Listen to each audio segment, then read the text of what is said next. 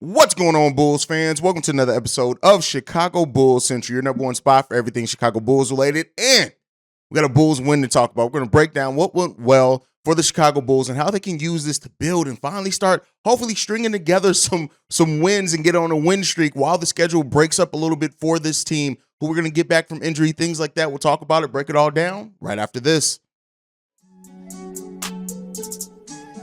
You are now tuned in to Chicago Bulls Central, your number one place for all Chicago Bulls news and content.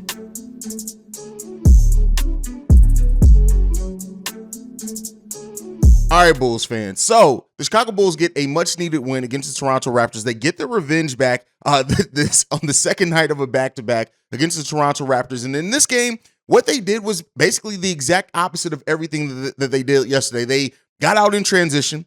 They played very well. They kept Toronto's defense from setting up. Now, in this game, the first 2 minutes of it kind of started off where the last game ended. It started off very much so with the Bulls still not playing the best, turnovers, getting out to that slow start again, which the Chicago Bulls have started to make a trend. We need to buck that trend for damn sure. On top of that, but it very much started changing early on. The first, like I said, about 3 minutes of this game, it was looking like it was going to be much like Sunday's game against the Toronto Raptors. They shot 1 for 4 in that first 3 minutes, but they ended up taking the lead back. And then at that point, it was like the Bulls just played with a renewed purpose. When you saw the intentionality of getting out in transition, pushing the break, moving without the ball, moving the ball itself to keep Toronto's defense from setting up and double teaming DeMar DeRozan. And that is what the adjustments that we needed and wanted to see in last game. But, we're not going to stick on that so much. Billy Donovan is a great game-to-game adjuster when it comes to coaching. But sometimes the within-game things leave a little bit to be desired. But in this game, the Bulls just doing what they did. Zach LaVine stepping up big time for this team, hitting big shot after big shot after big shot. But outside of just the Zach LaVine 30 points, which rightfully so is going to get a lot of the headlines today coming out of last night's game, it was the supporting cast stepping up in ways they just didn't in the first game. You're looking at Patrick Williams 4 for 8 in this game with 10 points. He holds Scotty Barnes to 9 points, going 2 for 9. I'm sorry, Scotty Barnes only had 5 points, going 2 for 9. And Patrick Williams, the defense is back, right? That was the most concerning thing that I had for Patrick Williams with the start of his season. Wasn't just the fact that he was starting off slow. Wasn't the fact that he wasn't scoring. It was the fact that the regression on defense, and he's been bringing that back. When you look at the way he guarded Tatum to the way he's guarded Scotty Barnes in these two games, like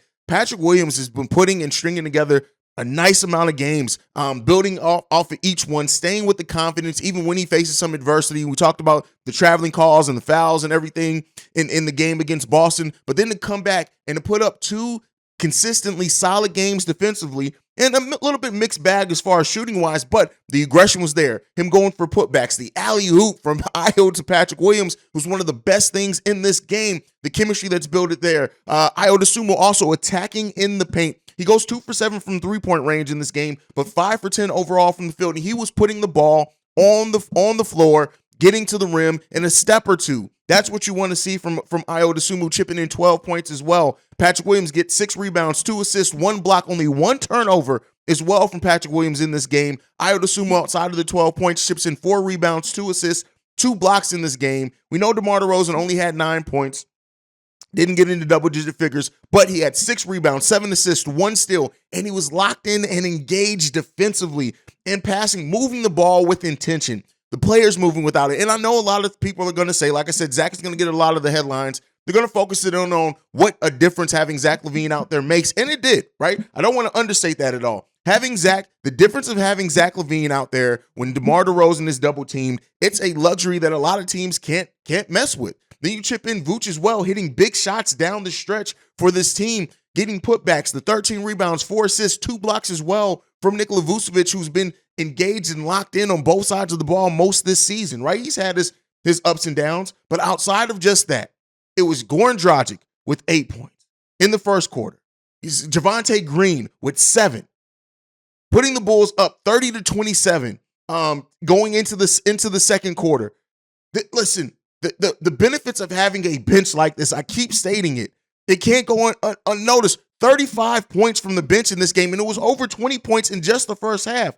Goran Dragic in this game comes in, chips in 10 points, has a plus-minus of plus 18. Alex Caruso, again, realizing he shouldn't be shooting, only takes 2 shots in this one, goes 1 for 2 in this game. Javonte Green, 9 points. Derrick Jones Jr., 5 of 5 from the field with 12 points. He was at one point getting putbacks, cutting to the lane. He had a dunk in this game that Thad Young did not want to have anything to do with. This is the way that we need to see this team play. This is the intentionality that we need to see this team move without the ball on offense. We've been saying it all season, and we see every time the Bulls consistently move without the ball, move off the ball, move the ball itself on top of that, don't just stand around and watch either DeMar or Zach go to work. We find huge success. Yes, we are 6-6 on the season. 6-6 on the season. 500 team as of right now, but keep in mind, during that 6-6 of the season, Zach LaVine has only played in 7 of 12 games. Andre Drummond has now missed half our games, missing 6 games in a row out of the 12. This bench is still finding its chemistry as well. And so the way that this team played, the way that they were coached, the way that they just seemed prepared coming into this game, it kind of almost completely washed away the taste of the loss from Sunday night. This team was focused. They were engaged. They were in on both sides of the ball. Fred VanVleet had another big game as well in this one, following up his 30-point game with a 27-point game. Gary Trent Jr. had 19 points in this, but outside of that, it was a lot of nothing. Inefficient shooting from the Toronto Raptors overall, shooting 42% from the field overall in this game and 32% from three-point range, going 9 of 28 in this game. The Bulls out-rebounded them. They got the hustle stats. They got more fast break points. This is the Bulls team that can find success against any team. And Toronto's length is no joke. It's no joke. It's legit. When you look at Toronto's roster, that is the type of roster that AK and Eversley are trying to build here in Chicago. Just being able to switch everything, having long athletic players on the defensive end that just do their thing.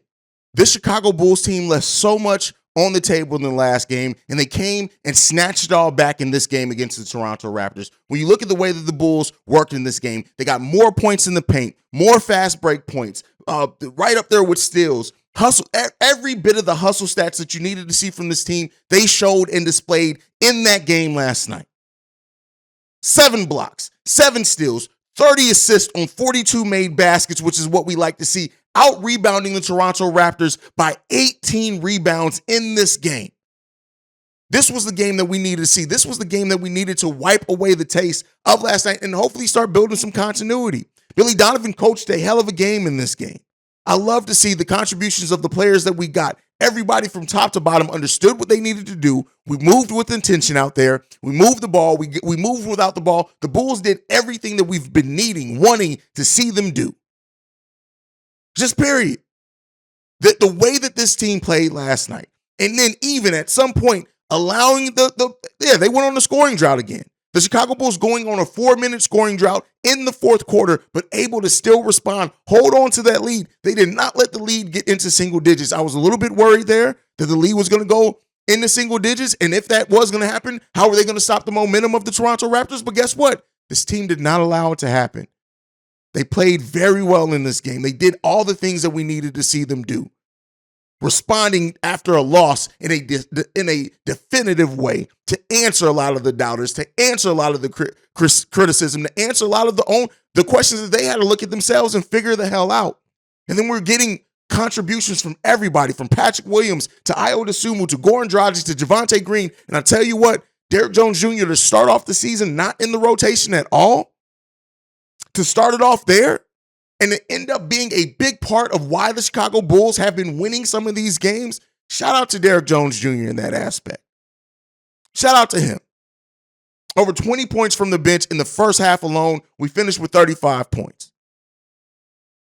That's what you want to see from a team. That's the type of effort you want to see from a team that's looking to show that they still belong here. And I know, I get it. There are a lot of Bulls fans that are right now worried. We are right now 6-6. We are a 500 team. We're going into this stretch of the next 10 games, right? Even though we have some rest over the next 10 games, which are going to be very difficult for the Chicago Bulls. But hopefully now, with where we are, that we now see that this team can start building some of that continuity, get Zach playing more often. Now, the fact that Zach LaVine was resting back-to-backs. We don't have another back-to-back till December 10th. That's over a month until the next back-to-back. We started a 3-game home stretch last night against Toronto. We now have the next 2 games at home against New Orleans and Denver. We basically get to stay home the whole week. This team is going to have time to work on things. They're going to have time to build in some chemistry, to get Zach back in rhythm permanently. This was a good game as well from Zach LaVine, putting the ball on the floor, getting to the cup. It's been concerning a lot of Bulls fans, not seeing Zach LaVine be very active on getting to the rim. He did that in this game. But when you look at the stretch of the next little bit of stretch for the Chicago Bulls, like I said, the next 10 games, which we'll go over, the Bulls are going to have a lot more rest. That hopefully means that Zach LaVine is going to be have more time to get in rhythm. Yes, we are a 500 team, but in that, we've missed Zach LaVine for almost half those games and missed Drummond for half those games. And with Drummond being a late scratch in this one, I do expect him to play against New Orleans, a team that we're going to need him against, right? That New Orleans matchup is not going to be easy when you look at Brandon Ingram, Herb Jones, Zion Williamson, Valanciunas, and CJ McCollum starting at point guard. Now the Bulls have a way deeper bench than most of the teams that we're going to face, and hopefully we use that to build into this chemistry to get on a bit of a winning streak, to get out of being 500. The Bulls have a tough 10 games. We're going to go over it. First up, we got New Orleans coming in. We just talked about that. We then got Denver and the 2-time reigning MVP and Jokic coming in town. We got New Orleans again after that. We go to New Orleans. Then we're back home against back home against Orlando, back home against Boston. Then we go out to Milwaukee, OKC, Utah, Phoenix, Golden State, Sacramento, starting a 6-game road trip that replaces the old West Coast road trip.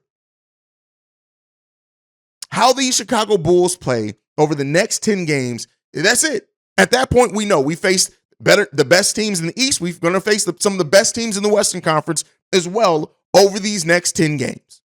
So the Bulls have to lock in. They have to take a look. They have to lock in on themselves and really use this to build up that continuity. The schedule gets tough again. It definitely gets tough with more back-to-backs. But this is the time that the Bulls going into this stretch of getting more rest, being at home for this whole week, being back and forth between home the week after that, then going on a long road trip at the end of November, beginning of December. This team needs to use this time to we need to see Zach LaVine more. We need Zach to build up to get to the level of consistency that we expect from Zach LaVine. We need this team to figure some things out. We need the bench to settle in, and we need Andre Drummond back. And we are in a great position to get all those things back while getting a chance to get more rest finally. We're still going to have the rest disadvantage in a lot of these games, but get more rest than what we've had so far this season and finally start building. Listen, Bulls fans, I know it sucks to be 500, right? Especially somebody said in the live stream last night, the Bulls were like 5 games over 500 at this point last season. But guess what? It's been an early season. We know what we've missed. We know what we've gone through, and this is the time now. The Bulls need to use this win to build upon, to just start playing better and more consistent. Let players settle in their roles. Keep Zach LaVine healthy. Get Andre Drummond healthy. But we need to start finding out a way. We came into the season saying we needed to develop an identity, a style of play. And I tell you what, the way that the Bulls played last night, you add Andre Drummond into that, if they can turn this into something they do consistently, is playing in this manner, moving with intention, moving without the ball, getting to the open guy, riding the hot hand. I get it, Bulls fans. There's a lot of doubt around this team right now, but I think that doubt is going to start being answered. And over the next stretch, the Bulls could very well go 5-5 in those next 10 games that I mentioned. And then we're still a 500 team. But keep in mind, the Eastern Conference from the number 3 seed to the number 10 seed are separated by 2.5 games. This is going to be a difficult season in the Eastern Conference, and the Bulls are hitting a very difficult stretch of all tough games. Again, not back-to-backs, but very tough opponents. And we need to continue to look for this team to build that identity over the next set of games.